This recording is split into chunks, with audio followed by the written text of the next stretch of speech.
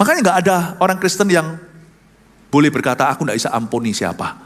Kalau Tuhan bisa ampuni dosamu, dosa manapun, dosa apapun dalam hidupmu, Anda harus ampuni semua orang yang bersalah kepadamu.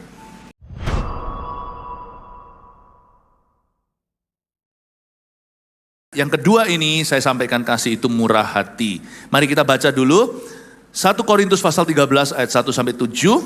Kita baca bersama dalam hitungan ketiga. 1, 2, 3. Sekalipun aku dapat berkata-kata dengan semua bahasa manusia dan bahasa malaikat, tetapi jika aku tidak mempunyai kasih, aku sama dengan gong yang berkumandang dan canang yang gemerincing. Sekalipun aku mempunyai karunia untuk bernubuat, dan aku mengetahui segala rahasia, dan memiliki seluruh pengetahuan, dan sekalipun aku memiliki iman yang sempurna untuk memindahkan gunung, tetapi jika aku tidak mempunyai kasih, aku sama sekali tidak berguna. Dan sekalipun aku membagi-bagikan segala sesuatu yang ada padaku, bahkan menyerahkan tubuhku untuk dibakar, tapi jika aku tidak mempunyai kasih, sedikit pun tidak ada faedahnya bagiku. Kasih itu sabar, kasih itu murah hati. Ia tidak cemburu, ia tidak memegahkan diri dan tidak sombong. Ia tidak melakukan yang tidak sopan dan tidak mencari keuntungan sendiri. Ia tidak pemarah dan tidak menyimpan kesalahan orang lain. Ia tidak bersuka cita karena ketidakadilan, tetapi karena kebenaran. Ia menutupi segala sesuatu, percaya segala sesuatu, mengharapkan segala sesuatu, sabar menanggung segala sesuatu. Pertama-tama kasih itu sabar. Silakan Anda dengarkan sendiri kebaktian sebelum ini. Saya dan Pastor Maxi akan membahas, mengupas seharian ini tentang kasih. Tapi saya ingin Anda fokus pada kata murah hati.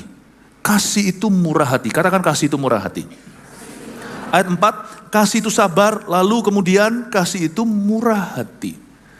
Saya suka sekali di 1 Korintus 13, Paulus membahas kasih dengan cara yang amat sangat praktis. Memang betul, terlalu cepat dia bahas. Dibutuhkan guru atau gembala untuk mengajarkan. Tapi Anda sudah tahu kebenaran oleh karena pengurapan yang sudah ada di dalam dirimu. Jadi Anda bisa membedakan pengajaran ini betul atau tidak. Kasih itu sangat-sangat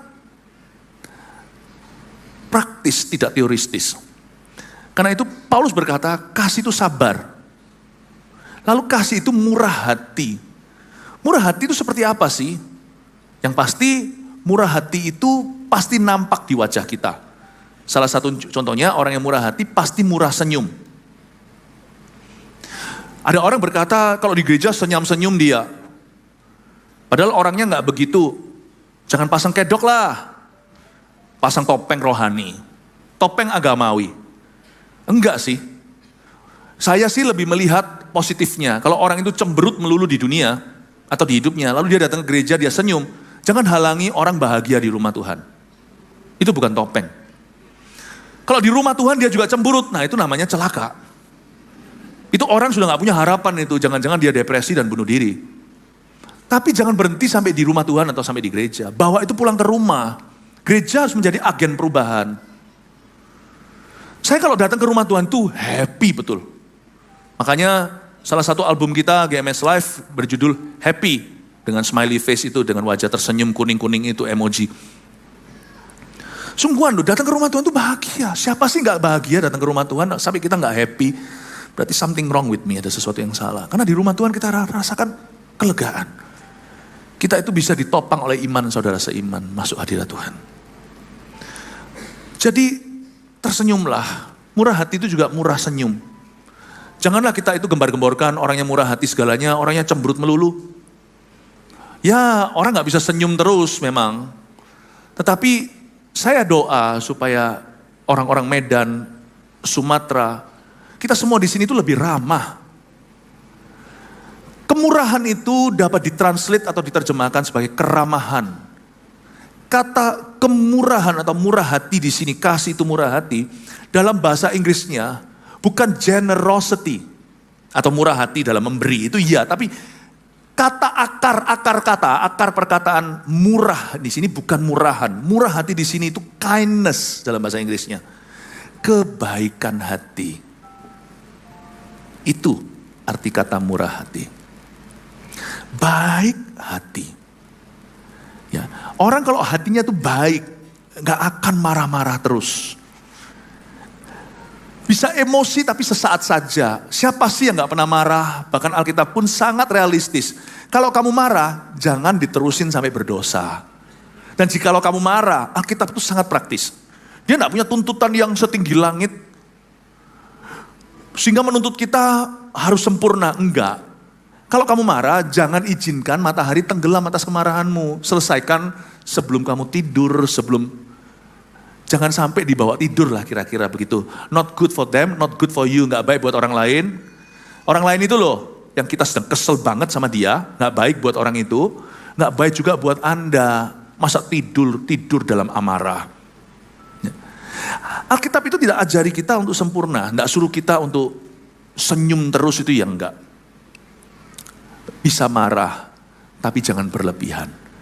Tapi orang kalau hatinya itu punya buah roh ini, punya kasih, orang itu gak bisa lama-lama dalam amarah. Itu sudah pasti, itu so pasti. Murah hati di sini diterjemahkan kindness, kebaikan hati. Bukan dalam bahasa Inggrisnya fondness, F-O-N-D-N-E-S-S. Fondness itu mirip sama kindness. Ih, baik banget orang itu sama saya. Iya, karena Anda juga baik sama dia. Itu orang dunia juga bisa. Kindness tidak mengerti boundary. Tidak mengerti perbatasan batas-batas emosi. Peduli amat perasaan. Kita bisa murah hati sama semua orang, termasuk orang-orang yang merugikan kita. Di area inilah baru namanya love. Fondness itu orang dunia bisa, tidak perlu agape, tidak perlu kasih Allah. Tapi hanya orang yang sungguh-sungguh berakar di kasih Yesus lah yang bisa murah hatinya. Amin Bapak Ibu Saudara. Wah, dalam sekali Pastor Philip ini gak mudah. Kasih Yesus sedalam itu. Makanya sehari-hari kalau saya mempraktekkan kasih, saya selalu pinjam kasih. Saya punya bank kasih saya adalah Kalvari atau Golgota. Tiap kali saya gak bisa ampuni orang lain, saya ingat Tuhan sudah ngampuni saya. Maka itu seperti ATM kasih, saya keluarkan cash dan saya kasih dia. Kasih yang saya bisa berikan pada orang-orang yang tidak alami, saya bisa berikan kepada mereka, saya terima dari Tuhan. Makanya gak ada orang Kristen yang boleh berkata, aku gak bisa ampuni siapa. Kalau Tuhan bisa ampuni dosamu, dosa manapun, dosa apapun dalam hidupmu, Anda harus ampuni semua orang yang bersalah kepadamu. Murah hati itu adalah perbuatan kasih. Murah hati itu adalah perbuatan baik, kebaikan hati yang kita tunjukkan. Meskipun dalam melakukan itu, kita harus melawan kedagingan kita. Karena gravitasi dunia itu selalu menarik kita ke dosa. Lebih gampang membenci daripada mengasihi. Cinta itu mudah. Kadang-kadang cinta itu datang tidak diundang. Misalnya ada satu cowok tiba-tiba jatuh cinta pandangan pertama dengan satu cewek. Wah, gak bisa tidur dia. Cinta itu alami. Kasih itu perlu disiplin yang tinggi. Karena kasih perlu disiplin yang tinggi. Murah hati juga tidak datangnya secara natural. Agar Anda bisa menjadi makhluk yang murah hati di hidup ini, Anda harus menimba dari sumur Kristus. Ingatkan dirimu, kadang-kadang kita harus lawan. Kemurahan itu bukanlah suatu kebetulan. Dia sesuatu yang disengaja. Kadang-kadang kita harus ingatkan diri kita bahwa kita sendiri pun diampuni, maka kita juga selayaknya mengampuni orang lain pula. Aku pun Tuhan perlakukan dengan begitu baiknya. Saya mengakui berkali-kali berkat yang saya terima tidak layak saya menerimanya. Emangnya saya sudah berbuat apa? Orang yang murah hati adalah orang yang tahu seluk-beluknya sendiri. Orang yang murah hati itu seperti kacang yang tidak lupa pada kulitnya. Sebelum saya berbuat baik sama orang lain, saya selalu ingatkan diri saya sendiri. Berapa kali Tuhan itu berbuat baik pada saya, emangnya saya pernah berbuat apa? Kecuali kalau Anda merasa layak, oh aku nih hebat. Orang yang begitu biasanya tidak murah hati, biasanya akan picik sama sesamanya, karena dia merasa layak. Tapi kalau kita tidak pernah lupa, kita dulu ini siapa? Waktu Tuhan selamatkan kita ini orang berdosa, terkutuk masuk neraka. Kalau Tuhan memberi semuanya itu dengan cuma-cuma, Yesus pun datang ke dunia ini sebelum saya lahir. Waktu saya masih berdosa, Tuhan sudah mati. Saya ini bertobat umur 18. Tapi sebelum itu Yesus kan sudah mati, 2000 tahun sebelumnya. Siapa saya menahan kebaikan dari sesama saya? Hanya karena mereka tidak layak menerimanya dari saya. Wong saya tidak layak menerimanya dari Bapak aja. Semua yang baik Bapak tidak tahan dok. Kita harus terus bercermin sama Tuhan Yesus. Ingat. Tuhan sudah berbuat baik sama kita. Jadi orang itu, maafkan hokian saya bukan orang hokian soalnya. Jadi orang itu jangan cuaci. Betul ya? Betul, salah ya? Nggak ngerti orang sini malah ya, hokianku dari sorga. Jadi orang itu jangan pelit. Yang disebut pelit ini bukan pelit uang. Uang itu hanya manifestasi. Jadi orang itu jangan pelit sama sesamanya, itu pelit kasih. Pemberian kita bisa macam-macam, waktu, senyumlah. Pemberian kita itu bisa maaf yang kita berikan, ya sudahlah. Gitu aja, nggak usah semuanya diperkarakan. Harta yang kita bisa berikan itu juga sebagian daripada cara kita mewujudkan kasih. Tapi jadi orang Kristen gak boleh pelit sama sesamanya. Yesus gak pelit sama kita. Amin Bapak Ibu Saudara. Coba bisa gak kita tebar senyum kanan kirinya sungguhan dari hati. God bless you. Orang yang lihat senyum Anda kan, hatinya juga turut senang. Coba ya saya tunjukkan. Murah hati itu juga dalam definisi bukan bahasa Yunaninya, bukan bahasa Alkitab. Menurut orang sekuler, kindness itu apa? Saya iseng-iseng buka dictionary atau kamus. Ternyata yang namanya kindness itu translate-nya begini. Bukan hanya baik hati, tapi menyenangkan juga. Kaget saya. Orang dunia aja tahu definisinya arti murah hati atau kebaikan. Baik hati itu artinya bukan cuma di dalam kita. Baik hati itu juga bisa nampak di wajah kita. Kan ternyata kindness atau kebaikan itu juga akan terlihat dalam sikap orang itu yang menyenangkan. Ada kata being nice. Orang Kristen itu gentleness, kindness, kebaikan, kemurahan itu keluar dari rohnya. Tapi kenapa kita gagal tampilkan di wajah kita? Itu kan menghalangi berkat Allah untuk orang lain dan berkat Allah dalam hidupmu. Rohnya seseorang itu kapan? Waktu Anda di USG baru tahu ada bayi. Baru minggu-minggu awal. Gak ada tangan jarinya jikalau bulan pertama Anda hamil. Ketahuan baru 2 minggu misalkan. Lalu tiba-tiba sudah ada tangan, ada kakinya, tengking itu. Itu bukan janin di dalam perutmu. Minggu-minggu pertama itu cuma keluar begini loh, lihat. Bahkan jantungnya pun belum ada, boleh dikatakan. Dokter kalau enggak tunjuk dengan jari kita enggak tahu. Itu loh lihat denyutan. Tidak ada apa-apa. That's the spirit of man. Dari situlah, dari dalam kita keluar kebaikan. Bedanya kekristenan dengan yang bukan. Kebaikan itu sesuatu yang harus diusahakan agar orang masuk ke sorga. Tapi kekristenan, karena kita tahu kita diselamatkan, kebaikan itu muncul sendirinya dari roh kita. Kita lahir baru oleh Roh Kudus, itu jadi buah. Nah kalau kita itu sudah dilahirkan kembali oleh kuasa Roh Kudus, kenapa kita tahan di muka kita? Kita jadi orang yang pelit, senyum, dan cemberut terus. Sedangkan orang dunia aja tahu, kindness itu artinya being nice juga. Boro-boro hatinya, dunia sih gak lihat hati. Allah yang bisa menguji hati kita. Manusia hanya lihat bukti. Orang dunia berkata kindness atau kebaikan atau kemurahan itu artinya orang itu nice. Orang itu menyenangkan. Pernah enggak ada orang Kristen yang sungguh-sungguh lahir baru? Orang Kristen yang bahkan sudah seperti tadi bisa bicara bahasa malaikat. Sudah terima bahasa roh, bisa bahasa lidah. Pelayanannya banyak, bahkan berani mengorbankan waktu. Jangankan waktu, dia korbankan diri pun berani. Tapi tanpa kasih, dia seperti gong yang nyaring bunyinya. Hanya gemerincing saja. Tapi di level ini dia kesleo, dia terkilir. Pelayanan ada, karunia punya. Tapi orangnya gak nice. Orangnya gak menyenangkan. Yang seperti ini jadi batu sandungan. Yang dia sandung bukan orang lain aja. Tapi kita juga menahan berkat kita sendiri. Kalau kita tidak murah hati, siapa yang rugi? Kita sendiri. Waktu kita gak murah hati kita pun gak happy. Ketika Anda menolong seseorang misalnya, klise nih, sesuatu yang klasik. Ada seorang di gereja, tiba-tiba ada satu orang tua. Anda kasih kursi, silakan ibu yang duduk di sini, yang kita muda. Yang diberkati siapa? Orang tua itu dapat kursi, Anda dapat happy. Di hati Anda merasa, wow aku berbuat baik hari ini. Masuk surga aku? Bukan, kita Kristen. Kita masuk dulu. Kita percaya nama kita tertulis dalam kitab kehidupan bukan karena kebaikan kita, tapi karena pengorbanan Yesus.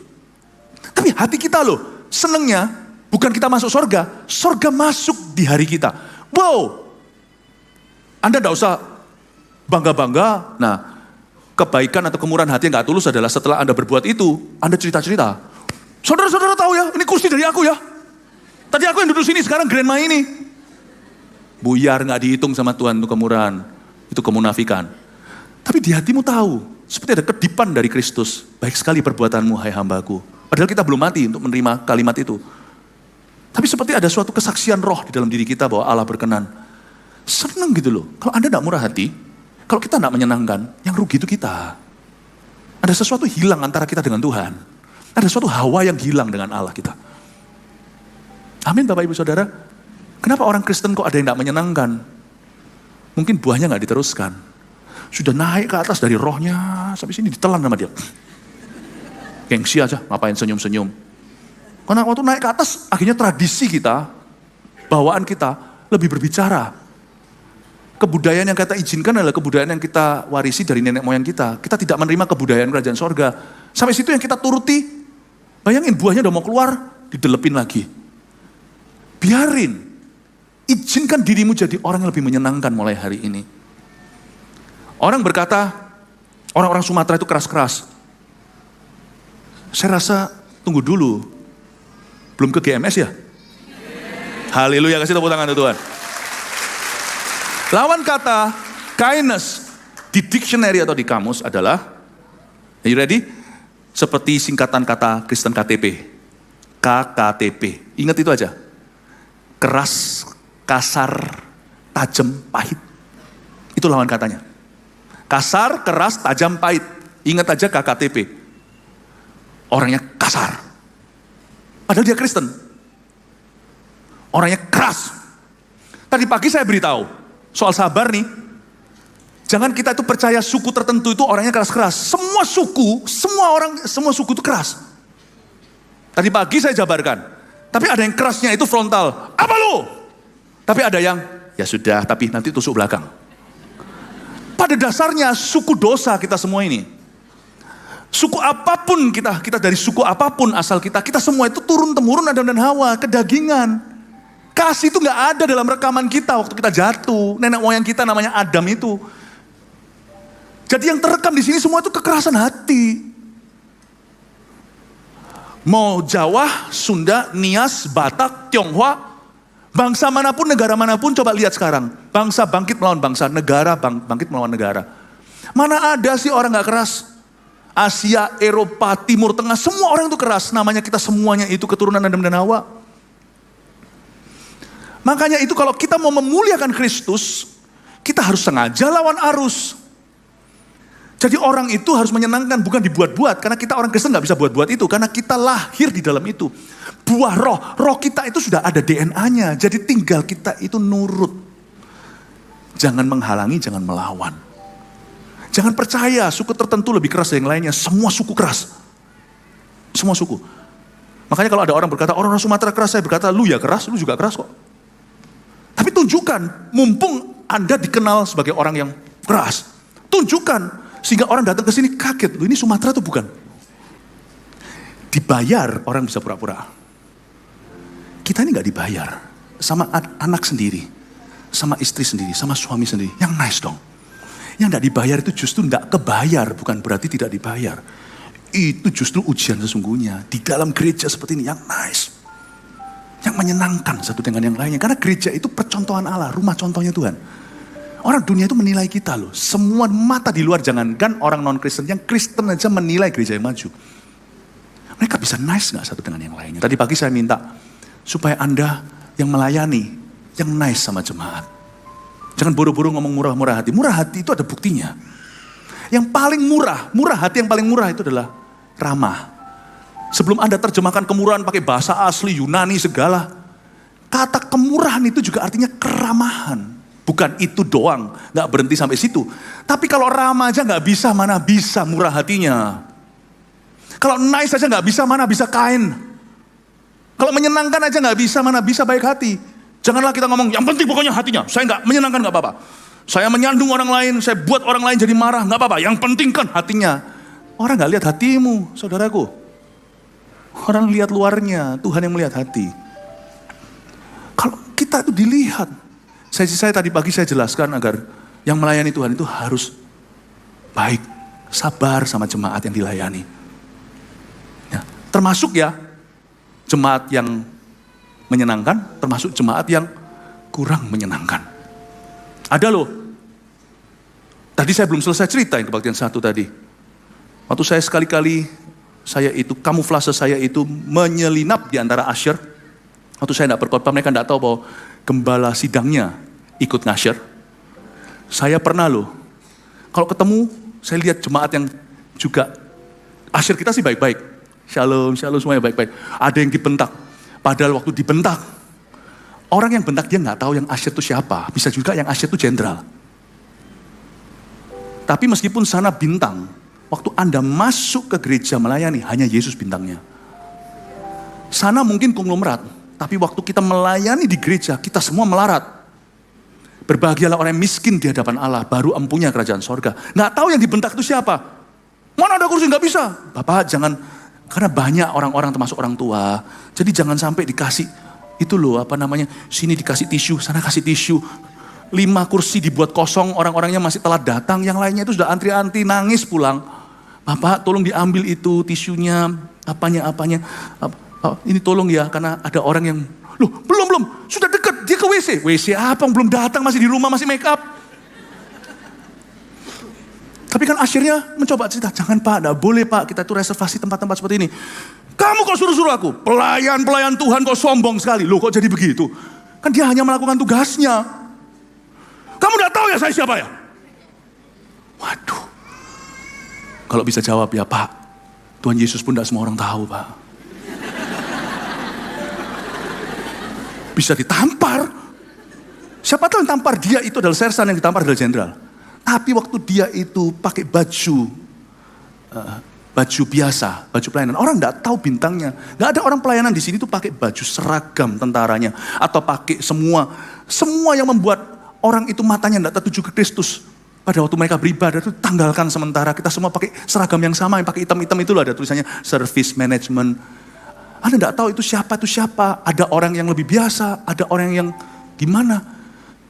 Saya beritahu tadi kebaktian, waktu kebaktian 1. Saya ikut ngasher situ, ada orang yang nice, ushernya nice. Tapi ada juga sebaliknya, saya tekankan. Jemaat juga harus nice sama pelayan-pelayan Tuhan. Karena mereka pun jemaat juga. Sebaliknya saya selalu menjadikan itu prosedur gereja kita. Hai pelayan Tuhan, perlakukan jemaat dengan penuh kasih. Sekarang izinkan, saya juga bela jemaat yang satunya. Mereka pun jemaat Tuhan. Hai yang dilayani, lihatlah pelayan-pelayan itu. Dan berterima kasihlah. Memang ada kurang-kurangnya, pasti ada. Beritahu kami di mana kurangnya, kami akan improve. Tapi perlakukan mereka dengan kasih. Mereka pun anak-anak Tuhan. Kasih tepuk tangan untuk mereka yang melayani hari ini. Belum selesai. Saya tadi kan salaman. Ada jemaat yang nice sama asyirnya disapa. Shalom, shalom. Ada juga yang dikasih senyum, cuman jalan. Saya lihat bedanya jemaat yang datang awal. Mereka itu lebih pelan, bisa, oh shalom, shalom. Tapi jemaat yang sudah telat, shalom. Makanya jangan telat, karena hatinya sudah terburu-buru. Apa-apa gak bisa dicerna. Nah sekali waktu saya shalom, shalom. Ada beberapa tahu saya, hei Pastor Philip, kok dengarin? Shalom, shalom, ya apa kabar, apa-apa. Terus beberapa ajak foto lah. Saya bilang cepet-cepet, nanti kalau satu foto yang lainnya foto, nanti bisa telat, terlambat ibadah. Silakan, foto. Tapi ya ada jemaat yang disapa. Kira-kira ada sekitar 5% lewat, shalom. Padahal gak telat. Sekali saya juga, shalom. Dia kira saya juga usher. Sampai sana baru. Nah gini. Waktu dia sadar itu saya, dia baru merasa, oh dia Pak Philip gitu. Coba kalau itu bukan saya, ternyata itu sudah jadi kebiasaannya. Siapa kali datang, shalom. Orang itu bisa ramah sama gembala sidangnya. Tapi sama pelayan Tuhan yang ada di gereja, lu bisa ramah gak? Kalau sama gembala, bisa ramah. Dan gak heran. Karena gembalanya Tapi kalau sama-sama pelayan, itu baru ujian sesungguhnya. Nice nggak? Orang Sumatera gimana? Bicara murah hati. Kayaknya saya nggak bicara soal penginjilan. Penginjilan pasti terjadi. Tuhan tidak hanya dimuliakan lewat penginjilan. Tuhan terlebih dimuliakan dulu lewat buah-buah roh kita. You ramah nggak? Jangan ngomong soal murah hati. Oh tapi saya suku keras. Semua suku ya suku keras. Tapi kalau kita suku Yesus, kita pasti punya buah roh ini. Kemurahan hati. Coba katakan kanan kirinya, kau suku Yesus. Yang murah hati ya, kasih tepuk tangan untuk orang sebelahnya.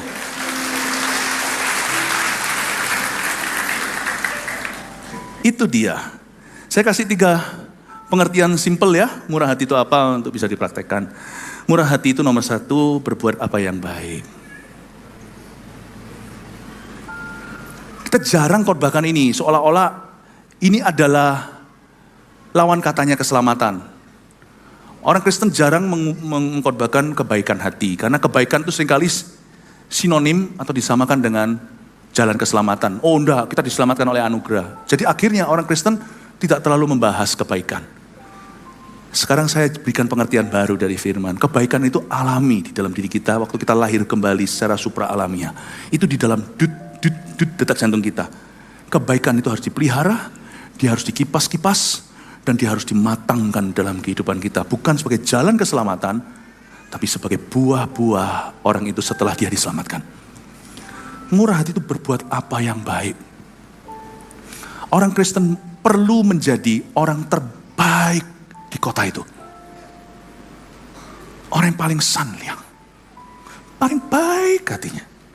Itu orang Kristen. Malu kita. Kalau kehidupan agama kita tidak melebihi orang Farisi. Di Matius pasal 5, 48 ayat itu. Jikalau hidup rohanimu tidak melebihi ahli Taurat, niscaya kau tidak tahu apa-apa tentang kerajaan sorga. Kenapa yang sinonim yang sama dengan kebaikan itu bukan Kristen atau kekristenan? Karena waktu kita ditekan bahwa kebaikan itu sebagai jalan, orang kalau baik dia akan diterima oleh Tuhan. Semua orang berbuat baik, kejar-kejar. Tapi orang Kristen tahu bahwa bukan karena perbuatan baiknya. Kenapa kita jadi jahat? Bukannya kita sudah bertobat. Jangan kasar. Jangan keras. Jangan tajam. Jangan pahit. Tunjukkan bahwa orang Sumatera, GMS terutama saya berbicara, adalah orang-orang terbaik di pulau ini. Amen. Puji Tuhan ya. Haleluya. Murah hati itu berbuat apa yang baik. Kedua, murah hati itu bertutur kata yang baik. Pakai kata-kata yang baik. Ada orang yang memang lahir suaranya keras. Tapi hatinya baik. Saya kalau pernah sekali saya tanya jalan, saya dan istri, orang ngomong, dianterin 1 blok. Ini sini. Bedanya di situ. Orang Hongkong baik-baik. Nggak semuanya ya, tetap ada orang jahat. Jadi kita tidak menghakimi suara keras. Nggak, tapi tutur kata yang keras. Itu yang kita hakimi. Sifat yang keras, itu kita hakimi. Untuk apa kita berantem? Dalam hal apa kita nyaringkan suara kita? Ibu ini nyerobot lagi. Ya sudahlah. Meninggal. Oh sorry ini. Sorry ya. Lihat tuh, bayi itu paling murni. Lu mau ngomong kasih dia nggak ngerti. Saya keras dia nangis. Jangan keras lah. Sama keluarga sendiri kok keras gitu sih, ngapain sih? Bentak-bentak segala. Marah-marah. Janganlah. Sama anak juga kayak begitu. Cuman anak sekarang sudah terlalu besar untuk nangis gitu. Tapi dalam hatinya dia nangis, dia berdarah. Udahlah. Sonalah. Udahlah. Jangan kasar. Jangan keras. Jangan tajam. Saya nggak ngomong keras juga lu nangis. Lu maunya gimana sih? Orang sudah terlanjur keras itu mendatangkan trauma. Jadi bayi lihat saya ini yang keras saja, nangis juga. Coba ngomong sama diri sendiri, jangan keras. Jangan kasar. Jangan tajam. Jangan pahit. Amin, kasih tepuk tangan untuk Tuhan. Murah hati itu bertutur kata yang baik. Pilih kata-kata, pilih kalimat. Ya, pilih kata-kata, pilih kalimat. Nanti terakhir lah saya kasih kesaksian. Tadi kan kebaktian satu kan seperti menceritakan kemenangan saya. Saya ceritakan kegagalan saya. Oke, nanti setelah ini. Kalau nggak ada waktu ya sudah nggak jadi.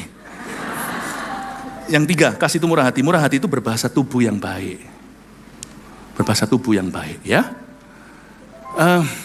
Nggak pura-pura, tapi kita perlu dilatih. Karena kita ini kalau nggak lawan arus, kita pasti akan ikutnya itu gravitasi bumi, yaitu dosa. Saya belajar untuk gerak-gerik tubuh saya itu, karena apalagi sebagai pengkhotbah, kadang-kadang kalau saya khotbahnya itu tegas, itu orang bisa anggap angkuh. Jadi kalau saya turun dari mimbar itu, saya belajar sama siapapun saya itu, bukan latihan ya, tapi saya harus melawan. Saya melihat foto saya atau saya ingat cara saya dulu jalan. Teman-teman saya yang kenal saya berkata begini, kamu dulu jalannya itu kayak orang nantang. Ya sungguhan, makanya saya dulu gak pernah langgeng dalam hubungan. Saya kalau dulu jalan itu begini. Sungguhan dulu kalau saya jalan begitu. Jalanku itu pakai cara, karena terlalu banyak nonton film kali ya. Chow Yun Fat dulu tuh yang pakai handphone segede botol minum itu loh. Gangland Bos apa, jalan begini. Wah, saya diubah Tuhan itu bukan cuma hati loh. Sampai cara saya jalan diubah loh. Saya kita nggak perlu pergi ke sekolah kepribadian, nggak usah. Cukup Anda itu terapkan firman. Tadi saya lewat sini, datangi sama anak kecil. Kasih sesuatu saya simpen. Anak kecil lalu, habis sebelum dia nangis mungkin. Saya tunduk, hei apa kabar? Yang ramah. Orang Jepang bisa. Sekalipun itu profesionalisme saja. Aslinya nggak tentu begitu. Kita yang sudah asli, kok terus yang ditampilkan itu produk palsu. Beranilah berubah. Buat shock itu kanan kirimu, kok begitu. Sekali kau berubah, kau sengaja, lama-lama jadi gaya hidupmu. Belajar untuk ramah sama orang, iya. Belajar untuk ramah. Berkali-kali saya salah sapa orang. Karena jangan salahkan saya. Lebih orang ada dada-dada dari situ, saya nggak tahu dia dada-dada sama siapa, saya kira sama saya. Daripada saya dibilang sombong, dada-dada kembali. Pendeta Philip itu, wah sombong angkuh. Siapapun yang dada dari situ, nggak peduli belakang ada orang saya dadai, hai. Karena dulu cara saya hidup, saya kalau jalan itu lurus. Saya nggak lihat kanan kiri, gue nggak peduli. Saya nggak bisa begitu. Bukan berarti nggak sampai-sampai tujuan dada-dada terus, ya enggak. Cuman ramah itu harus disengaja. Sebagai publik figur lebih susah. Pernah sekali, 2 kali saya dada. Sungguhan kan, orangnya gitu sampai saya. Malu taruh mana tau nggak? Nggak apa-apa, karena itu culture kita. Beberapa kali korban ya sudah biasa lah. Tapi apa yang saya hasilkan tuh lebih baik. Namanya orang kalau berusaha kan pasti ada sekali-kali kita itu salah. Murah hati itu berbahasa tubuh yang baik. Nggak, apa? Ini, apa lu? Ngomong yang agak-agak ya. Itu bahasa Medan ya. Lu ngomong kira-kira lu ya, gitu ya. Ya boleh lah, memang orang Hongkong suara lebih keras, tapi baik hatinya, nggak apa-apa. Cuman pilih kosakata, karena kata-kata kita itu akan mengikat kita. Amin, Bapak Ibu Saudara. Bukan berarti jadi orang yang pelin-pelan, orang yang lembek, yang gampang dibully, ya enggak. Tapi kalau kita nggak setuju, kita mikir dulu. Taruh dalam kalimat yang terbaik, Tuhan beri hikmat. Makanya ada satu karunia, itu karunia bukan untuk nabi atau untuk pengkhotbah. Karunia itu untuk kita sehari-hari. Karunia berkata-kata dengan hikmat. Permulaan hikmat itu takut akan Allah. Tuhan, gimana dengan kalimat ini? Aku tidak membunuh dia, tapi aku akan lontarkan protesku. Aku tidak setuju dengan ini, dan di sini kita berhenti. Saya akan sampaikan. Orang Kristen harus jaga lidahnya. Kalau kita mengaku beribadah, tidak jaga lidah kita, ibadah kita sia-sia. Murah hati itu bukan hanya bertutur kata, tapi juga gerak-gerik tubuh kita itu dibaca. Amin, Bapak Ibu Saudara. Kayaknya tidak ada waktu untuk saya ceritakan kegagalan saya. Yang gini-gini mau, ya oke lah. Suatu hari di Bali, saya mau pergi berlayanan ke Lampung sebelum ada GMS, itu puluhan tahun yang lalu. Sama keluarga saya liburan, lalu habis itu pisah di Denpasar, mereka pulang ke Surabaya, saya terbang lagi. Masih ada sisa waktu 2 jam setelah keluarga pergi dulu. Saya berada di sana terkotang-katung, masuklah saya ke dalam sebuah lounge. Lounge-nya itu lounge yang pakai kartu. Saya masuk. Nggak tahu kenapa, hari itu yang jaga bapak yang bernama Putu, dia itu kurang nice. Tapi saya kok bodohnya saya nggak bisa mengerti, kalau saya mau tuntut orang nice itu harusnya tuntut orang Kristen sendiri. Kalau mereka kan bukan sesuatu yang dari, maksudnya bapak ini secara profesional harus menunjukkan yang terbaik, dengan sikap yang baik, tapi kita orang Kristen sudah dilahirkan kembali di dalam hal-hal itu. Saya hari itu datang dan saya lengah, saya datang dengan suatu konsep pelanggan adalah raja. Gua bawa kartu kok. Saya tunggu di sisi sana, tidak dipanggil juga. Saya bilang, bapak itu bilang sebentar. Pertama bilang sebentar, saya berhak dong sebagai pelanggan. Saya lihat orang-orang yang saya nggak serobot antri, udah selesai dulu. Pokoknya singkat cerita, saya itu dibiarkan, entah kenapa. Saya bilang, Pak, ayo Pak, saya udah capek, saya mau duduk. Sebentar, saya bilang sebentar. Loh, tunggu dulu. You jangan bentak saya, dalam hati ya, saya belum marah. You jangan bentak saya pelanggan. Jangan lupa loh, Anda bisa jadi pelanggan. Tetap statusmu nomor 1 itu Kristen. Pelanggan Kristen, apapun Kristen. Jadi gimana pun juga kita tidak bisa halalkan segala cara. Kita nggak bisa samakan dengan orang dunia, bagi mereka itu berhak. Kita masih punya satu tanggungan, yaitu Tuhan Yesus. Akhirnya dia bentak saya. Bilang, Bapak nggak usah bentak, saya bilang gitu. Tambah marah. Saya salah pilih kata-kata, malah saya kasih dia minyak. Dada apinya, Bapak nggak usah bentak. Saya sudah tunggu dari tadi, Pak. Bapak sabar. Wah, sabar, lu ini nggak sabar. Suruh orang sabar. Akhirnya cekcoklah kami. Tapi cekcok saya nggak sampai kebun binatang. Ini puluhan tahun lalu ya. Jadi jangan lihat saya, oh Pastor Philip bisa begitu. Itu dulu. Itu puluhan tahun lalu. Saya masih pun sudah jadi pelayan Tuhan, masih banyak belajar. Sampai hari ini pun masih banyak belajar sabar. Akhirnya saya marah sama dia. Bapak, saya ini pelanggan. Bapak tidak boleh memperlakukan seperti ini. Saya kan suruh Bapak sabar. Bapak ini mengganggu saya terus, masih tulis-tulis apa. Saya nggak bisa konsentrasi. Loh, malah bales. Ini gimana ini? Saya akhirnya marah sama dia. Saya berkata, Bapak jangan, saya beritahu kan. Wah, mulai keluar. Waktu orang marah itu kan kata-kata tidak ditata. Saya bilang, saya dengan iman berkata, saya tahu yang punya lawan sini. Saya kepingin dia langsung gentar kan. Maaf. Enggak, dia berkata, mau apa kalau tahu? Loh, malah digituin. Lu jangan tantang saya nih. Ya kan? Lalu habis itu saya ngomong sama dia, namanya siapa Bapak? Ini, catat, cepat, catat. Lu tambah tantang. Saya ambil waktu itu handphone belum yang ini, mau masuk flip gitu, masih zaman dulu nih, puluhan tahun lalu. Oke, saya tulis. Saya nggak tulis apa-apa, pura-pura aja ketik-ketik. Saya juga nggak kenal yang punya lounge kok. Saya bilang, Bapak dalam masalah, silakan. Bapak kalau nggak mau di lounge ini, silakan cari yang lain. Saya bilang, ya sudah, dia bilang. Ya sudah, dia juga bilang, ya sudah. Nggak sudah. Baik, saya keluar. Cari lounge lain semuanya, nggak ada nasi jinggo. Akhirnya saya balik kucing, kepingin ke lounge itu. Saya lihat dia lagi, kesel aku. Perutku lapar, aku mau makan. Kelihatan lagi.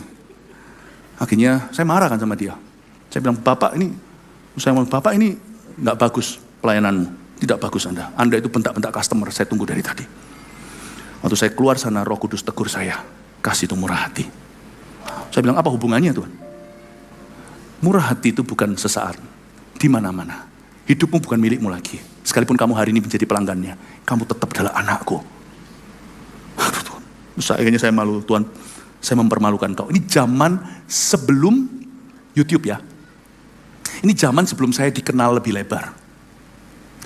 Tapi sudah zamannya mulai masuk, hari-hari itu masuk ke sebuah TV swasta. Gereja kita udah berkembang tapi belum sampai ratusan gereja. Akhirnya saya berkata sama Tuhan, berdiri di sana, saya ngomong di luar, saya berkata, Tuhan maafkan saya kilaf Tuhan, ampuni saya tidak murah hati, apalagi sabar. Tuhan bilang, kembali dan minta maaf. Ya Tuhan, jangan gitulah Tuhan. Muka aku ditaruh di mana Tuhan? Taruh di lututku, ntar lututku bengkak. Minta maaf. Kalau kamu mau melangkah, aku menyertaimu. Oke, saya datang. Saya lihat di pintu, orang itu lagi. Saya maju lagi. Aduh. Beranikan diri saya maju. Maju selangkah-selangkah, dia ngeliatin saya. Nulis apa saya nggak tahu. Waktu saya dekat sama dia lagi, langkah persis saya berada di depan mejanya. Masuklah marifat, Tuhan itu baik-baik. Anaknya yang kedua, namanya ini. Kondisinya begini, aku akan ubah begitu. Aku ini gagal Tuhan. Kau masih kasih aku karunia. Makanya di sini ada satu prinsip. Karunia itu tidak peduli kau gagal tidak. Karakter tetap Tuhan kejar. Karunia is karunia. Tuhan tidak menyesali kasih karunia-Nya kita Roma. Tapi karakter tidak bisa kau bolos.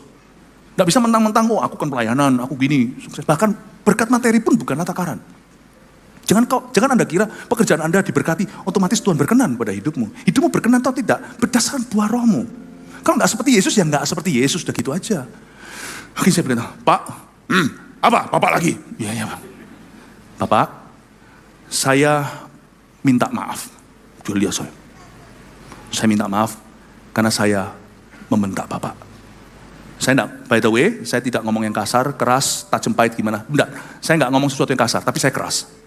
Saya minta maaf ya Pak. Dia bilang, ya saya juga minta maaf. Saya harap Bapak tidak kapok ya melayani pelanggan. Saya cuma datang sini untuk say sorry aja. Ya Pak, semoga Bapak tidak enak. Saya mengerti mungkin Bapak hari ini bukan harimu yang terbaik. Saya minta maaf ya. Sama-sama Pak, saya juga minta maaf. Oke. Pak, anak Anda yang kedua, namanya ini, dia sekarang begini. Tuhan, saya nggak ngomong Tuhan, tapi ya saya ngomong Tuhan akan buat dia begitu. Dia lihat saya, terbelalak. Bapak kok tahu?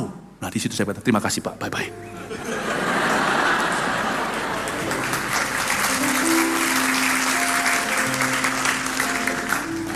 Jangan khotbahi lebih dari itu.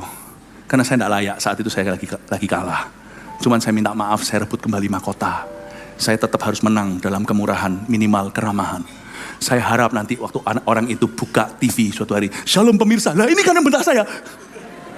Dia tidak batu sandungan, dia tahu saya orang biasa, tapi saya berusaha. Dan semoga waktu dia dengarkan itu, Bapak tersebut akan menerima Injil dengan baik. Bapak Ibu Saudara, saya ceritain pada Anda ini, bahwa saya pun bergumul untuk belajar untuk ramah. Karena saya orangnya dahulu sangat tidak kenaan. Saya tipe senggol bacok dulu. Sungguhan. Tapi Tuhan latih saya demikian rupa. Hari ini saya tidak bisa emosi. Saya tidak bisa keras sama orang, apalagi kasar. Lalu saya bisa seolah-olah tidak terjadi apa-apa, tidak bisa. Hati saya pasti gundah gulana, pasti gelisah sampai saya surrender to Christ. Sampai saya berserah. Ada sesuatu yang berubah dalam diri saya. Saya jadi orang sempurna ya enggak. Langsung jadi orang yang baik ya enggak. Tetapi sejak hari ketika Roh Kudus masuk di hidupku, saya tidak bisa jahat lebih dari berapa menit. Hati saya pasti ada yang menuduh. Bapak Ibu Saudara, jalan Tuhan bukan jalan keras. Jalan Tuhan bukan jalan kasar. Tajam apalagi dan pahit. Kalau kita ikut Yesus, kita harus kind. Kita harus baik. Kita harus baik dalam tutur kata kita, gerak-gerik tubuh kita, bahkan perbuatan baik kita. Semoga cerita kesaksian saya dan juga firman yang saya bagikan menginspirasi Anda menjadi orang-orang Kristen yang baik hati di Pulau Sumatera dan jadi kemuliaan Allah. Mari kita semua bangkit berdiri.